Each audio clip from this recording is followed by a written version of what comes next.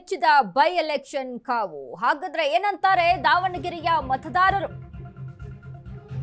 ದಾವಣಗೆರೆಯಲ್ಲಿ by election ಕಾವು ಜೋರಾಗಿದೆ. ದಾವಣಗೆರೆಯ ಮತದಾರರು ಏನಂತಾರೆ?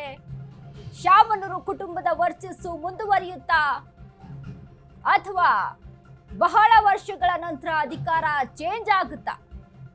ಕಾಂಗ್ರೆಸ್ ಗೆದ್ದೇ ಗೆಲ್ಲುತ್ತೆ ಅಂತಿದ್ದಾರೆ ಕೈ ಕಾರ್ಯಕರ್ತರು. ಮಲ್ಲನ್ನ ಟಫ್ ಫೈಟ್ ಕೊಡ್ತಾರೆ, ಆದ್ರೂ ಹೋರಾಡ್ತೀವಿ. ಇದು ದಾವಣಗೆರೆ ಬಿಜೆಪಿ ಕಾರ್ಯಕರ್ತರ ಮಾತು. ದಾವಣಗೆರೆಯಲ್ಲಿ ಚೇಂಜ್ ಕೇಳ್ತಿದ್ದಾರೆ ಕೆಲ ಜನರು.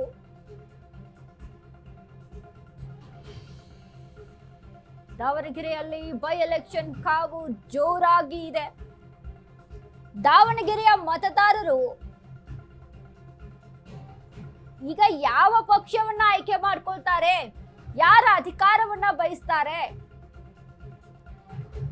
ಅವರ ನಾಯಕ ಯಾರು ಎಂಬುದನ್ನ ಡಿಸೈಡ್ ಮಾಡೋರು ಮತದಾರರು.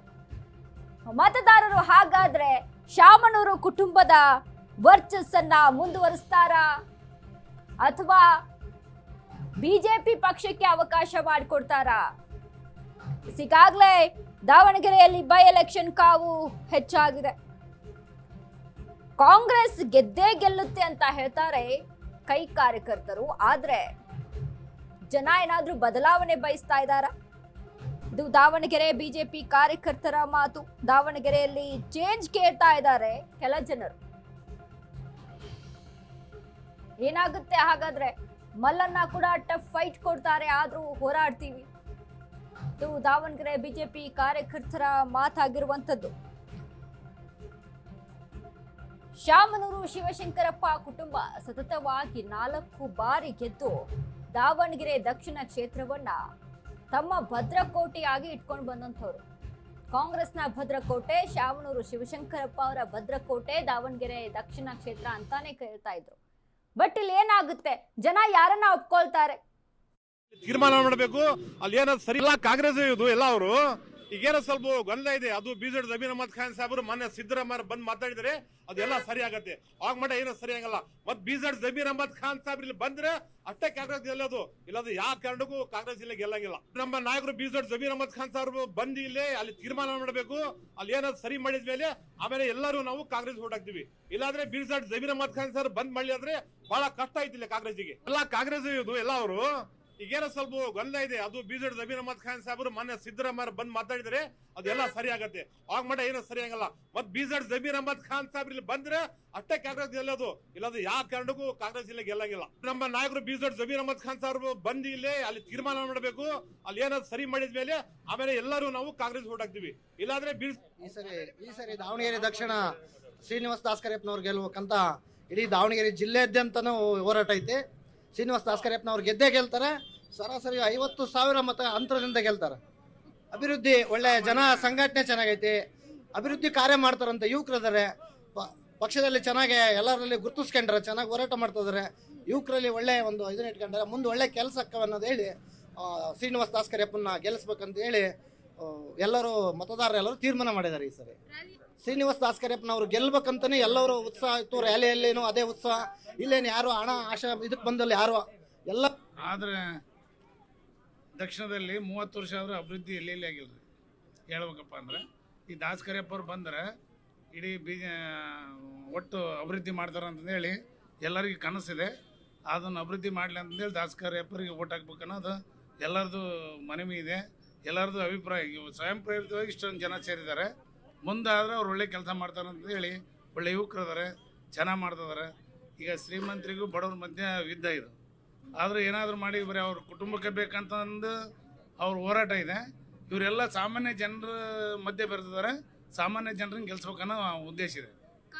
ದಾವಣಗೆರೆಯ ಉಪಚುನಾವಣೆಯಲ್ಲಿ ಕಾಂಗ್ರೆಸ್ ಪಕ್ಷದ ಅಭ್ಯರ್ಥಿ ಸಮರ್ಥ ಅವರು ಸುಮಾರು ಒಂದು 34ರಿಂದ 35 ಸಾವಿರ ಅಂತರದಿಂದ ಗೆಲುವನ್ನು ಪಡೀತಾರಂತ ನಮಗೆ ನಂಬಿಕೆ ಇದೆ. ಹಾಗೂ ಇಂದಿನ ಅಭಿವೃದ್ಧಿಯೇ ದಕ್ಷಿಣ ಭಾಗದಲ್ಲಿ ಹಿಂದೆ ಶಾಮನೂರು ಶಿವಶಂಕರಪ್ಪನವರು ಇದ್ದಾಗ 6 ಬಾರಿ ಶಾಸಕರಾಗಿದ್ದಾರೆ. ಹಾಗಾಗಿ ಅಲ್ಲಿ ಅಭಿವೃದ್ಧಿನೇ ಅವರಿಗೆ ಗೆಲುವಿನ ಮಂತ್ರ ಆಗುತ್ತದೆ. ದಾವಣಗೆರೆಯ ಉಪಚುನಾವಣೆಯಲ್ಲಿ ಕಾಂಗ್ರೆಸ್ ಪಕ್ಷದ ಅಭ್ಯರ್ಥಿ ಸಮರ್ಥ ಅವರು ದಾವಣಗೆರೆ ದಕ್ಷಿಣ ಉಪಚುನಾವಣೆಯಲ್ಲಿ ಇವತ್ತು ಪ್ರಜಾಪ್ರಭುತ್ವ ಉಳಿಬೇಕಂತಂತಂದರೆ ಕಾಂಗ್ರೆಸ್ನ ಸೋಲಿಸ್ಬೇಕು. ಕಾಂಗ್ರೆಸ್ ಸೋಲಿಸಿ BJP ಅಧಿಕಾರ ಕೊಟ್ಟರೆ ಪ್ರಜಾಪ್ರಭುತ್ವದಲ್ಲಿ ಉಳಿತೈತೆ ಅಂತ ಒಂದು ಜನಗಳ ನಂಬಿಕೆ. ಕಾನೂನುಬದ್ಧವಾಗಿ ನ್ಯಾಯಬದ್ಧವಾಗಿ ದಬ್ಬಾಳಿಕೆ ಅವೆಲ್ಲವೂ ಬಿಟ್ಟು ಕಾಂಗ್ರೆಸ್ನ ಸೋಲಿಸ್ಬೇಕನ್ನೋದೇ ಎಲ್ಲರ ಒಕ್ಕಲರ ಇವತ್ತಿನ ಜನ ಸಾಗರವೇ ಸಾಕ್ಷಿಯಾಗಿದೆ. ಯಾಕಂತಂದರೆ ಇದು ಹಿಂದೆ ಹೇಳ್ತಾ ಇದ್ರು, ಅಪ್ಪ ಹಾಕಿದ್ರು ಆಲ್ಮರಕ್ಕೆ ನೇಣು ಹಾಕ್ಯಬೇಕು ಅಂತ ನಾನು ಗಾದೆ ಮಾತಿತ್ತು. ಆ ಗಾದೆ ಮಾತು ಇಲ್ಲ, ನಡೆಯಲ್ಲ. ಈಗ ಎಲ್ಲರೂ ಯುವಕರು ಭಾಳ ಚಾತುರ್ಯದಾಗಿದ್ದಾರೆ. ಹಂಗಾಗಿ ಪಾಠ ಕಲಿಸ್ತಾರೆ. ಅವರಿಗೆ ಟಿಕೆಟ್ ಕೊಡಬೇಕಾಗಿತ್ತು. ಟಿಕೆಟ್ ಕೊಟ್ಟು ಸೋಲ್ಸ್ಬೇಕನ್ನೋದೇ ಎಲ್ಲ ಜನಗಳಲ್ಲಿ ಇರೋದು. ನಮ್ಗಿಂತಲೂ ಹಿಂದೂಗಳಿಗಿಂತಲೂ ಅಲ್ಪಸಂಖ್ಯಾತರಲ್ಲಿ 99% ಅವ್ರಿಗಿದೆ. ಈ ಸರಿ ಅವ್ರನ್ನ ಸೋಲಿಸಲೇಬೇಕನ್ನೋದು. ಸೋಲಿಸಿದ್ರೆ ಮಾತ್ರ ಅವ್ರಿಗೆ ಗೆಲುವು.